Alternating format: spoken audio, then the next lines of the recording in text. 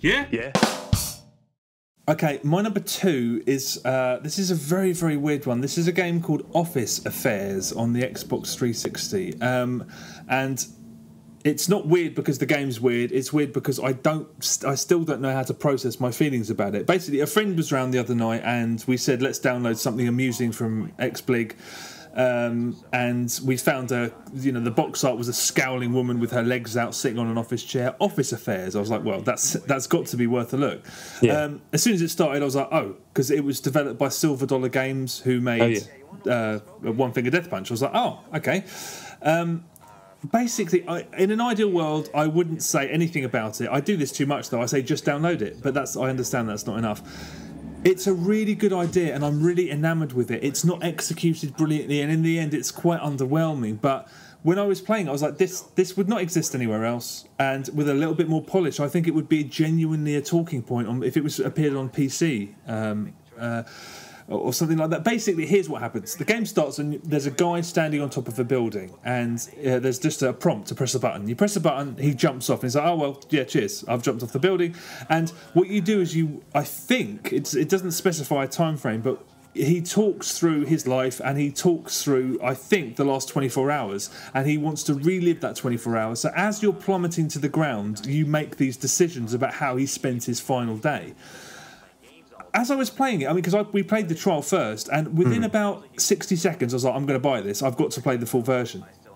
It's basically an interactive story. So you're listening to this guy narrate his day and what he hates about his life, and how is he going to change, and how is he going to do this, and blah, blah, blah, blah.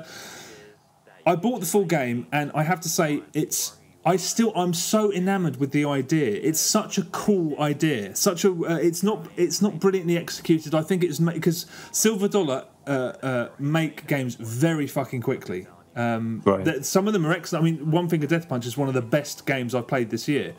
But they're the most ridiculously prolific developer on XBlig by quite some distance. So the story, it's not brilliantly written. It's a guy telling his story, and you're like, it's just about good enough. But it's not. If a bit more time was taken on it, so the story was the selling point, it would be a different matter.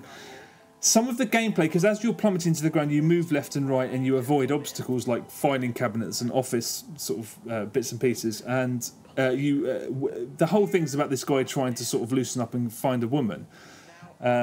So when you these women fly up, it's a rudimentary. The gameplay is completely rudimentary. It's about making these choices and avoiding stuff. The only problem is that sometimes the game gets quite difficult, and if you die by getting hit by these things, which is quite easily done, go straight back to the beginning, and then you have to listen to this not massively thrilling story again. And there's only ever 2 options, and some of the options end up insisting that you choose the other option anyway, so it's not like you're going to hear different versions of the story.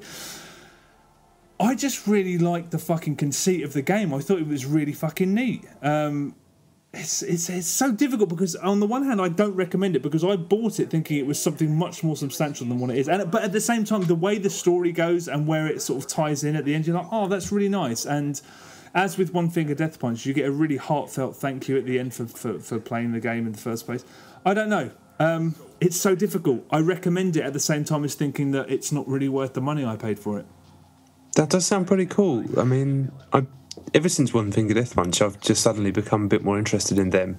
I was really surprised when I went on their website because I kind of assumed, I actually went on to see if it was their first game, and it turned out it was like their 950 millionth game.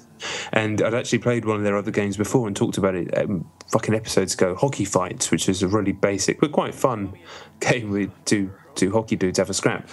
And then I had all the sexy games and all the fucking buzzly games, and then unbelievably prolific, like you say. But that does sound, the conceit's brilliant. I can imagine, in my mind, how you explained it, it sounded amazing. But what I paid for is that when I saw it happening, I was like, I'm shutting out. This is already interesting. The conceit is that interesting. Is it just 69p? It's 69p, and the whole game from beginning to end, if you don't die, which is very infuriating, it's like probably 10 minutes. And it's just, you're being told a story, you can interact with it a little. It's not the most brilliant story in the world, but because of how quickly they work, you think that a few more drafts of that script and it could have been something really special. And just, the idea is so good that I think if it had appeared on PC and it was a bit more polished, I think it would be the kind of talking point that sort of comes up on indie games on PC.